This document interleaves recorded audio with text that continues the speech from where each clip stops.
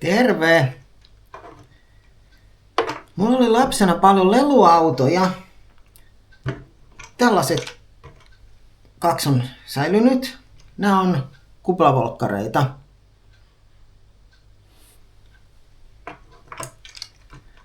Mulla oli 15-vuotiaana ihan hirvittävä autokuume. Oikeastaan se alkoi jo aiemmin. Mutta 15-vuotiaana se oli kyllä ihan huipussaan. Mulla olisi kelvannut ihan mikä tahansa romurakenteluprojektiksi, mutta unelmana oli rakentaa kuplaa.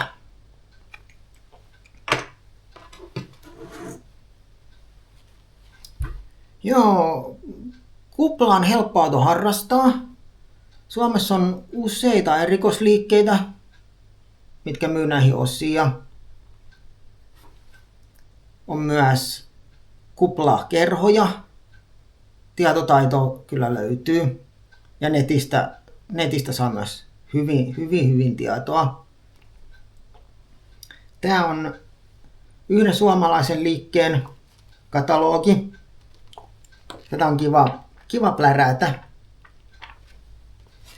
Mutta silloin 15-vuotiaana mulla oli yhden toisen suomalaisen liikkeen katalogi. Ja sitä oli kiva plärätä silloin 15-vuotiaana tehdä ostoslistoja. Harmi, että ne tuli hävitetty. Niitä olisi kiva nyt katsella. Mun silloisia unelmia. Mulla oli silloin visio, minkälaisen kuplan mä olisin halunnut.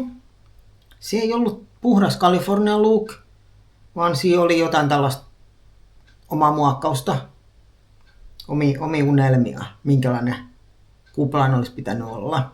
Mä oon tähän listannut niitä asioita. Väri olisi pitänyt olla pastellisävy ja keltainen oli sellainen, mistä mä tykkäsin. Totta kai autossa olisi pitänyt olla aluvanteet ja tosi leveät renkaat. Madallettu etuakselisto ja raju etunoja niin, että etupuskuri olisi kyntänyt maata. Paitsi, että ei siihen olisi etupuskuria laitettu. Leveät lokasuot totta kai. Puskurit, listat ja korin muut kromit olisi kyllä otettu pois.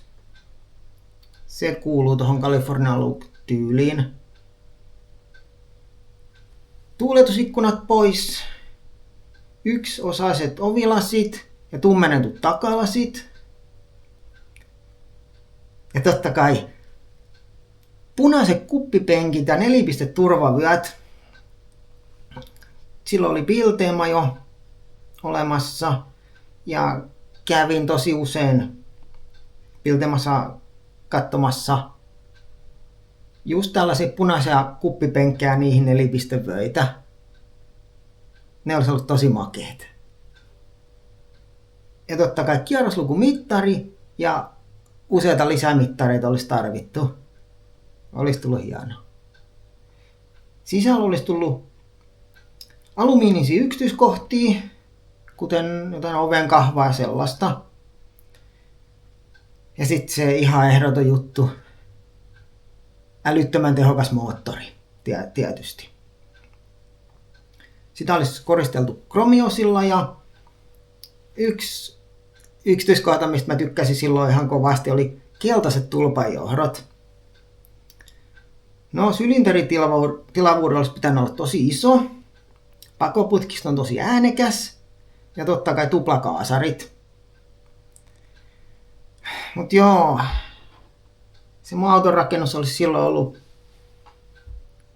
lähinnä koristelu ilman tärkeitä muutoksia. Kun tuollaisessa vanhassa autossa kun sen ostaa, niin korjauskohteita kyllä riittää. Ja sen mä oon mun projekteistani oppinut. Mut joo, en mä sitä autoa sit 15-vuotiaana saanut. Silloin ei ollut tietoa, taitoa, eikä edes työkaluja. Mutta nyt asiat on toisin, paitsi ettei rahaa ole paljon. Joo. Tällaista asiaa tänään. Nähdään. Morjes.